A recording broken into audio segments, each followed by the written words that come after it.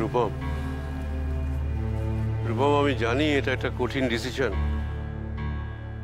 আমি বুঝতে পারছি তোর পক্ষে। না, কিচ্ছু বোঝনি, কিচ্ছু বোঝনি। কি কি ভেবেছো আমার জীবনটাকে? এটা কি ছেলে খেলা করার জিনিস যে যার যখন খুশি যা খুশি করা যাবে? মাথা ঠান্ডা করে একটু বোঝার চেষ্টা কর কেন আমি তোকে এই কথাগুলো বলছি। না প্লিজ কিছু বলো না, আমি এসব বিয়ে টিয়ে কিছু করতে পারবো না বাবা।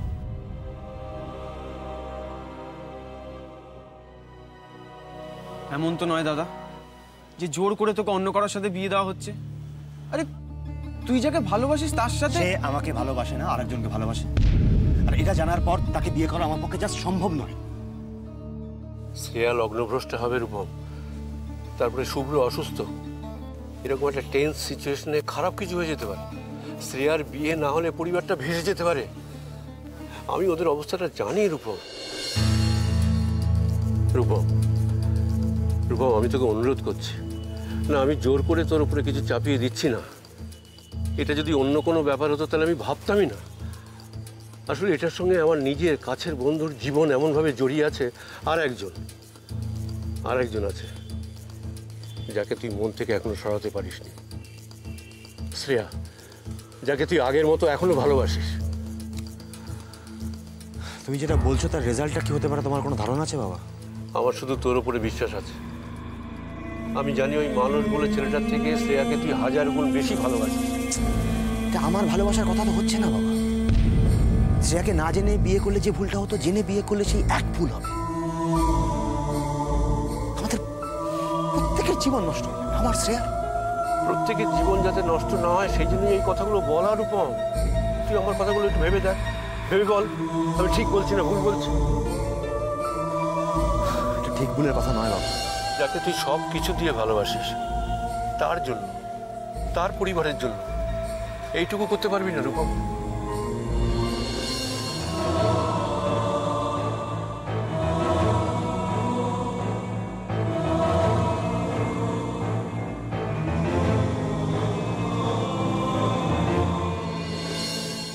আশ্চর্য, কি ব্যাপার প্রবাল? প্রমিত তো অনেকক্ষণ গেছে, ডাক্তার কখন আসবে? হ্যাঁ, আসলে আমার মনে হচ্ছে ওই ডাক্তারবাবু তখন চেম্বারে বসার সময়, হ্যাঁ ওই জন্য বোধহয় আসতে চাইছেন না। আসতে চাইছে না মানে? এটা তো এমার্জেন্সি। তুমি আমাকে ফোন নাম্বারটা দাও। আমি টাল করে দিচ্ছি।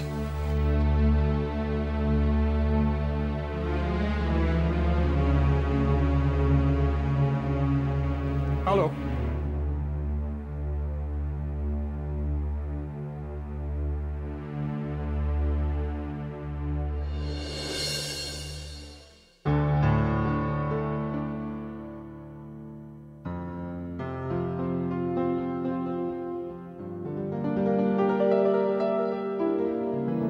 খোকো,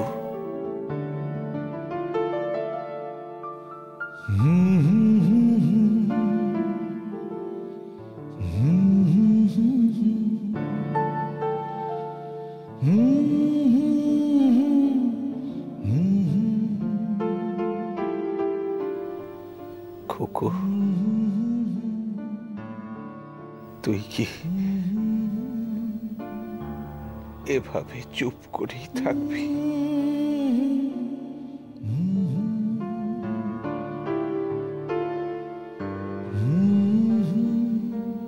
খোকো,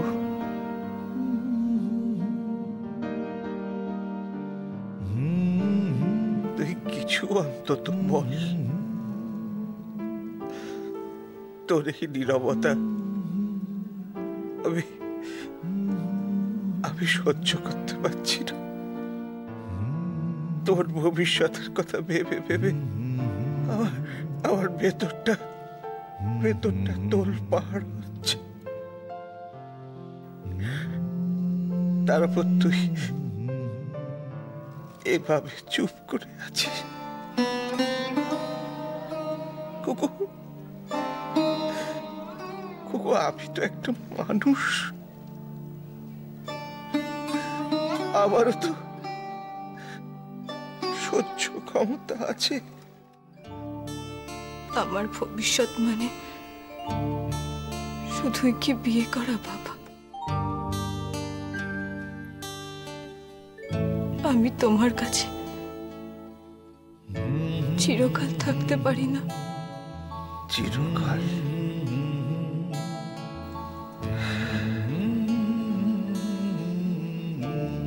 সত্যি যদি তা সম্ভব হতো, তাহলে তাহলে চিরকালই আমি তোকে আমার কাছে রেখে দিতাম। কিন্তু কিন্তু তা তো হওয়ার নয়। এই পৃথিবীর মায়া কাটিয়ে আমাকে একদিন চলে যেতে হবে। তখন তখন তুই কি করবি সে কথা একবারও ভেবে দেখেছিস? তুমি এরকম ভাবে বলো না বাবা, এরকম ভাবে বলো না। তুমি তো খুব ভালো করে জানো তুমি এরকম ভাবে কথা বললে আমি সহ্য করতে পারি না। তুই যদি অবুঝ হোস, তাহলে তোকে কিভাবে বোঝাবো বল? বাবা, বাবা, মেয়েরা কি শুধুই পরগাছা হয়ে বাঁচবে? তারা কি বিয়ে না করে নিজের পায়ে দাঁড়াতে পারে না? একজন মেয়ে যদি তার বাবার ব্যবসা সামলায়, তার বাবার স্বপ্নগুলোকে সত্যি করে তোলে, তাহলে তাতে বাধা কোথায়? তুমি তো বলেছিলে ছেলে মেয়ে এই সব কিছুর ঊর্ধ্বে হলো মানুষ। তাহলে আমার মানুষ হয়ে বাঁচতে যাওয়ার মধ্যে দোষটা কোথায় বাবা? বলেছিলাম, আমি মানছি, আমি বলেছিলাম। কিন্তু খুকু, আমরা প্রত্যেকেই সামাজিক জীব। আমরা প্রত্যেকেই এক একটা বৃত্তের মধ্যে থাকি। আমার আর তোর মায়ের অবর্তমানে প্রবাল প্রমিতের আলাদা পরিবার হয়ে যাবে। ঝিবলি বিয়ে করে শ্বশুর বাড়ি চলে যাবে। ওরও তখন একটা আলাদা পরিবার হয়ে যাবে।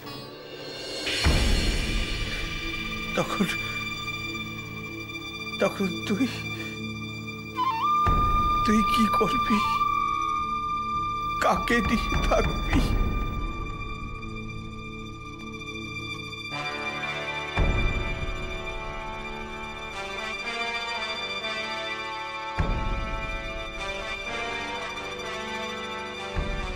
শুভ্র, যে ব্যাপারটা হলো সেটা সত্যিই খুব দুর্ভাগ্যজনক। তবে মনে রেখো, ওই লম্পট ছেলেটা যে কাজটা করেছে, একদিন না একদিন সে শাস্তি পাবেই।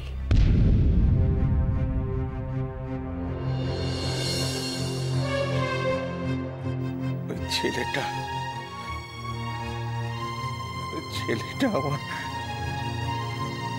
আমার খুকুর জীবনটা তছনছ করে দিয়ে গেল।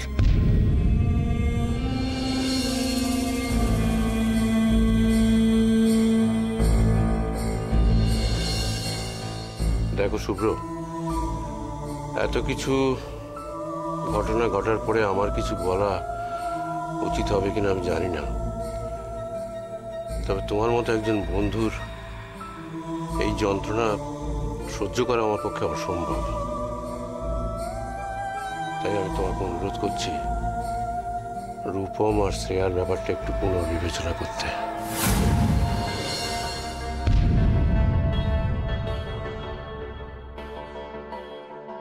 না,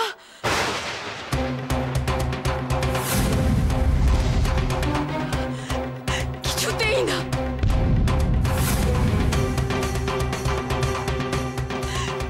কিছুতেই না।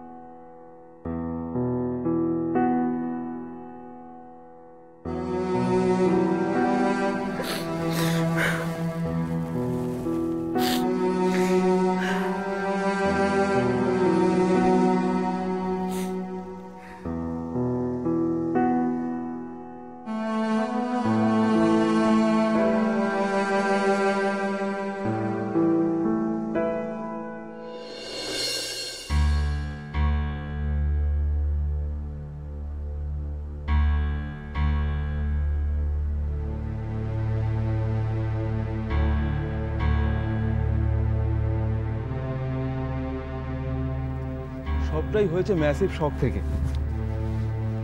কোনো রকম টেনশন ওনার পক্ষে কিন্তু এখন খুব ক্ষতিকর হতে পারে। সো ওনাকে খুব সাবধানে রাখতে হবে। হসপিটালাইজ করার কোনো ব্যাপার নেই তো? না না, হসপিটালাইজ করার মতো সম্ভাবনা আসেনি। আমি কতগুলো ওষুধ লিখে দিয়ে যাচ্ছি, এখন ওইগুলোই আপাতত চলুক।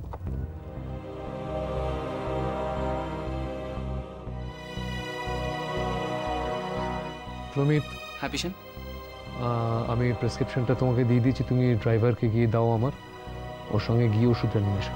ওকে।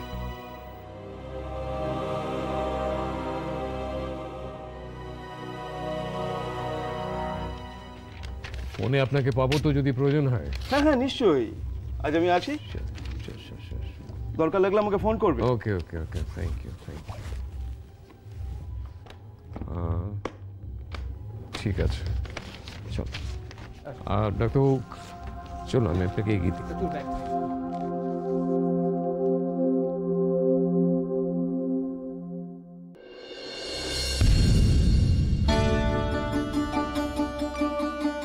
কি গো শরীর খারাপ লাগছে? শরীর খারাপ লাগছে? জল খাবে? একটু জল দেবো? হ্যাঁ, জল দেবো একটু?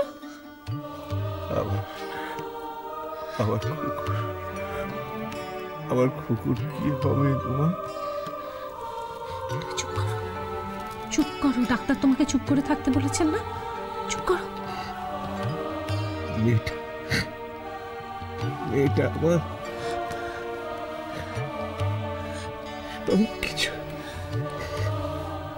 সবকিছু শেষ। তুমি চুপ করবে? চুপ করবে তুমি? কুকুর ভালো না থাকলে আমি যে মনেও শান্তি পাবো না রূপা।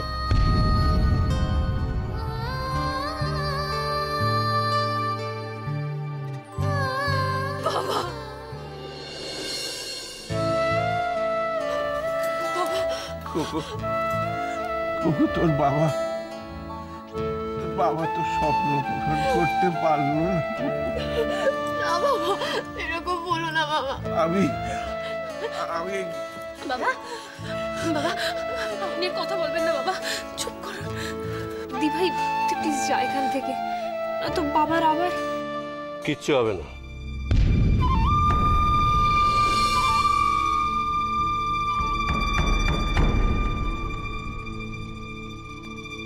শ্রেয়া ভালো থাকলে, শ্রেয়া সুখী থাকলে শুভ্রর কিচ্ছু হবে না। আর শ্রেয়া, তোমার ভালো থাকা, তোমার বাবার ভালো থাকা, সমস্ত কিছু নির্ভর করছে তোমার একটা ডিসিশনের উপর।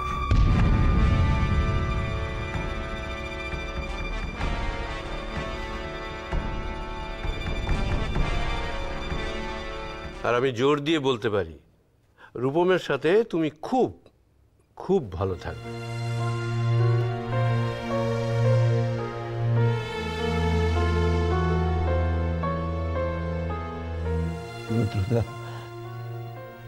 আমি আমি আমি জানি শুভ্র, তুমি তোমার মেয়ের ভালোবাসার জন্য কতটা করেছো, কিন্তু তুমি জানো না রূপম শ্রেয়াকে কতখানি ভালোবাসে। আমি চোখের সামনে আমার ছেলেকে দেখেছি, দেখে বুঝেছি রূপমের মতো শ্রেয়াকে কম ছেলেই ভালোবাসতে পারবে।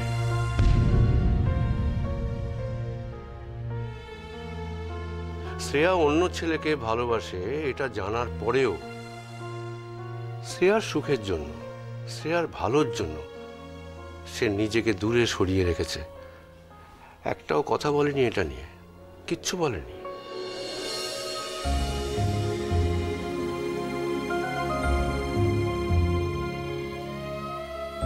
শ্রেয়া, তোমাকে বলি,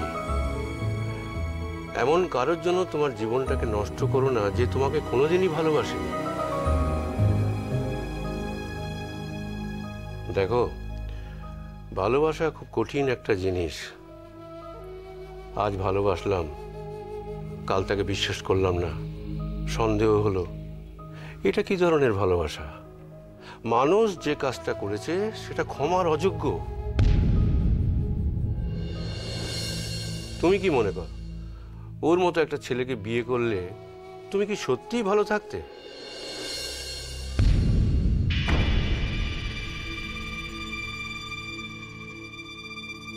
আমরা কে কাকে কতটা ভালোবাসলাম সেটা বড় কথা নয়, সব থেকে বড় কথা হচ্ছে কে আমায় কতটা ভালোবাসলো। কি আমি কথাগুলো ভুল বললাম শুভ্র?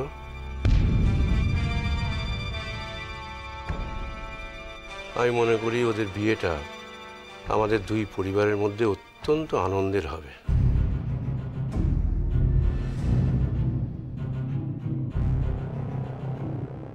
সবার ভালোর জন্য, সব কিছুর জন্য যা হয়েছে সেটাকে একটা খারাপ স্বপ্ন ভেবে ভুলে যাও। রূপম শ্রেয়াকে ভালোবাসে, তোমরা যদি রাজি থাকো, শ্রেয়া যদি রাজি থাকে, তাহলে রূপমের শ্রেয়াকে বিয়ে করতে কোনো আপত্তি নেই।